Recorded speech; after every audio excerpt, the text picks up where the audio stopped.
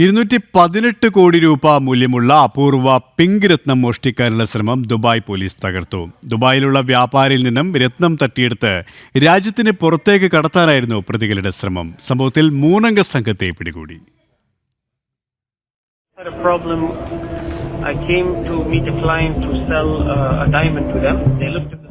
Pink diamond എന്ന് പേരിട്ട രഹസ്യ നീക്കത്തിലൂടെയാണ് രത്നമോഷ്ടാക്കളെ ദുബായ് പോലീസ് അറസ്റ്റ് ചെയ്തത്.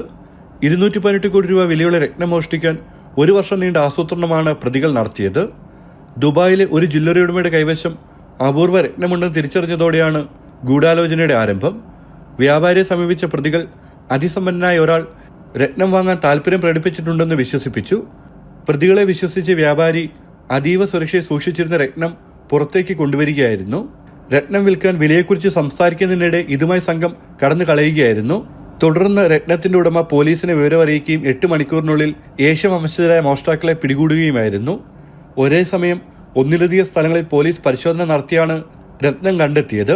ഒരു ഏഷ്യൻ രാജ്യത്തേക്ക് കൊണ്ടുപോകാനായി തയ്യാറാക്കിയ റെഫ്രിജറേറ്ററിൽ ഒളിപ്പിച്ച നിലയിലായിരുന്നു രത്നം. 8 മണിക്കൂറിനുള്ളിലാണ് പ്രതികളെ പോലീസ് പിടികൂടിയത്. പ്രമുഖ ജിയോളജിക് ഇൻസ്റ്റിറ്റ്യൂട്ട് സാക്ഷ്യപ്പെടുത്തിയ രത്നത്തിന് 21.25 ക്യാരറ്റാണ് പരിശുദ്ധി. ജനം, ദുബായ്.